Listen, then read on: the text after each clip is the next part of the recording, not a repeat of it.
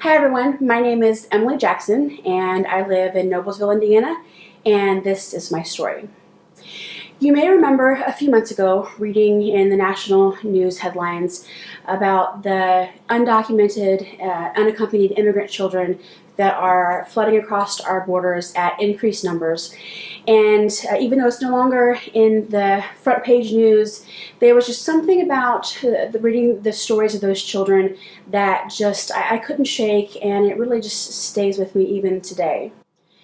But let me take a quick break from my story to give you some background information on the situation for those of you who may be unfamiliar with what's going on. Since last October, a year ago, over 60,000 unaccompanied children have crossed our United States southern border. That is twice the number of kids who came the year before that, and it is 3 times the number of kids who came the previous year, 2011. Why are we seeing a drastic increase in numbers? Most people naturally assume that the majority of these kids are from Mexico. You might be surprised to find that actually 3/4 of these children have made an over 1,000-mile journey by car, by train, by foot, from 3 countries specifically: El Salvador, Guatemala, and Honduras. The vast majority of these children are citing things like increased gang violence, increases in poverty, and escalating violence as the reasons that they are coming here to seek asylum. And the trip that these children are taking really is a grueling one.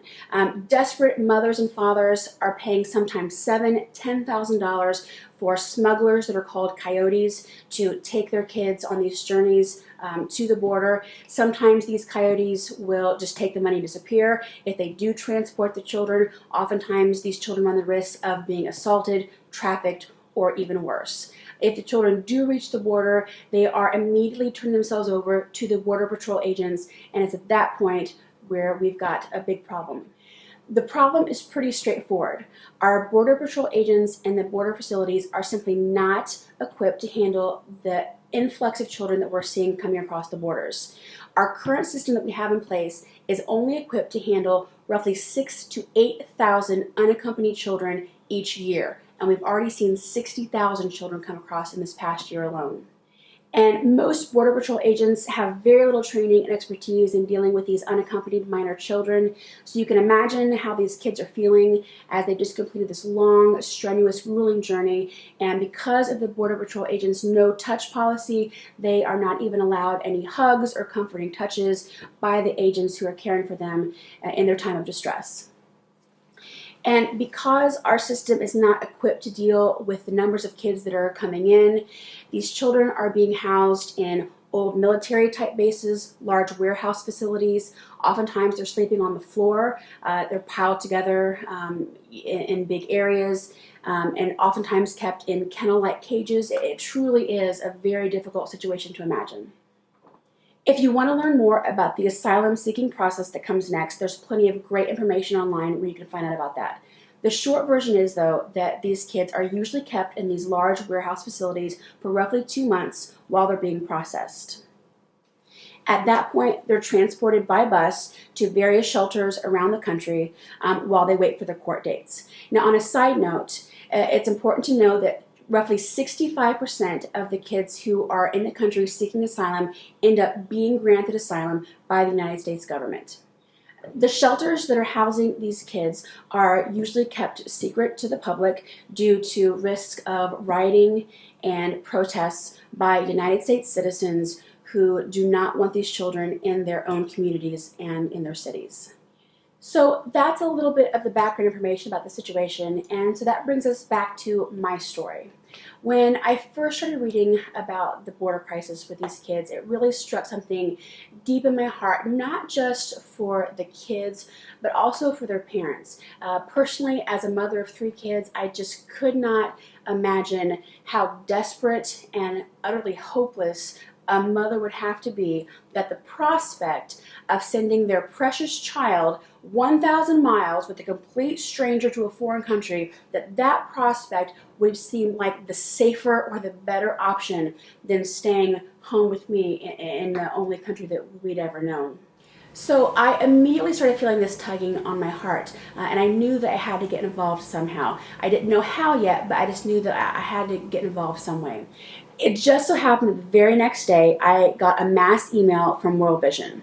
Now, if you're not familiar with World Vision, they are a very reputable Christian-based humanitarian aid and relief organization. And the email stated that they were getting involved in this border crisis situation. And it listed several ways that you could get involved as well. But there was one way that immediately caught my attention, and it was these promise packs. Promise packs are backpacks that are filled with basic toiletries, basic school supplies, a warm blanket, and a note of encouragement that are directly delivered to the hands of these immigrant children. World Vision is partnered with the National Latino Evangelical Coalition, as well as 13 churches on the ground to deliver these promise packs into the hands of the immigrant children that they're housing. I felt an overwhelming sense that this was something that I was supposed to be a part of. But how many promise packs? So I went to the World Vision website and saw that the minimum number of packs you could order was 50. So I thought, good, it's settled. I would do 50 packs. 50 packs seemed doable, it seemed safe. I'm a pretty compassionate, pretty passionate person, and I figured that I could talk at least 50 people into going along with pretty much any scheme that I came up with. So I went to bed that night thinking that I would do my 50 packs and started thinking about who I could get involved to help me with that. But then an interesting thing happened. As I was laying in bed, I started hearing this phrase over and over in my head, and it was getting louder and louder. And it's a phrase that I've heard time and time again at my church, and the phrase is, "Be brave, not safe." And I knew right away that 50 packs was the safe option. And so I said, okay, God, how many packs should I do then? And a number immediately popped into my head, and it was 500. And I thought 500 packs was scary. 500 packs was a lot of money. 500 packs would really require a lot of me, but I felt that 500 packs was brave. So now we come down to the bottom line. This is the point where I'm asking all of you to step into this crazy plan with me. These are promise packs. Like I mentioned before, they include toiletries, school supplies, and a warm blanket and a handwritten note of encouragement. They are $22 a piece. And how it works is that World Vision delivers all of the backpacks and the supplies that go inside to our location. We gather a team of volunteers, we organize them, pack them all, and then World Vision will pick them up from our location and deliver them via their sub-partner churches on the ground directly into the hands of the kids. So for you non-math people like myself, 500 packs is $11,000. Now my church, Grace Church on 146th Street in Noblesville, Indiana, has graciously agreed to do a $5,000 matching grant toward this campaign. So once we have raised the remaining $6,000, I can place the order for our 500 packs. World Vision has already set up a fundraising webpage for us, so all donations are made directly to World Vision. It's tax deductible and you can pay with a credit card, so it's super easy. So right now you might be on board saying, where do I sign up? And if that's you, great, thank you so much. If you're hesitating though, there's a couple things I would like to say. I know this is a highly politicized issue. Undocumented immigrants, immigration policy, securing our borders, they're very polarizing issues with people falling along all aspects of the spectrum. I get that, I do. But at the heart of this issue, it is not a political issue. It's not about who's right and who's wrong. It's not about which side has the better plan or the better policy.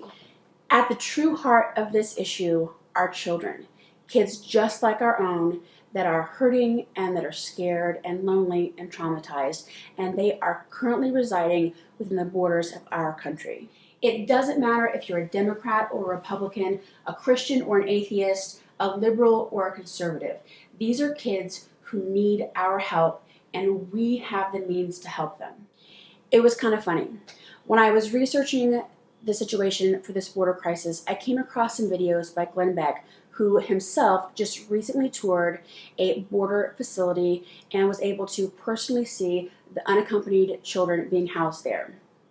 Now, being someone who is personally fairly socially liberal, Glenn Beck and I do oftentimes have a lot of common ground, so I'll be honest, I wasn't expecting much when I went to watch his videos. He too spoke about seeing the kids separated from their siblings, from family members, placed in rooms according to age. He also noted the no-touch policy by the Border Patrol officials that doesn't allow for any hugs or comfort to be given to the kids.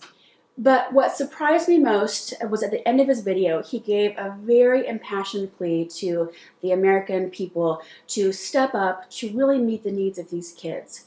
And I just think of two people like Glenn and myself who find themselves on two very opposite ends of the spectrum can put all those extra issues aside and come together in agreement to meet the needs of these kids, and that's just a really cool thing. Another thing I hear a lot is, why should we spend money helping these children, these foreign children, when we have kids right here in America who need our help? These people say things like, we should be helping American children first. While I would respectfully disagree with that mentality, here's what I would say to you. If you feel led to help kids in America first, great, go do that. Find a local organization right now and make a donation to help kids in your community. But then, come back here and donate $22 to this cause. Because every child, regardless of their race, their nationality, or ethnicity, deserves hope. Every child deserves to feel safe, to feel loved, and to feel cared for. And putting a promise pack into the hands of these children is a simple but tangible way that we can show the love of God to these kids who so desperately need it. So that's my story. Thank you so much for taking the time to watch this video. I'm so excited to see what we can do together to help these kids. If you'd like more information, please go to our Facebook page. We've named our group Love Without Borders. Thanks so much.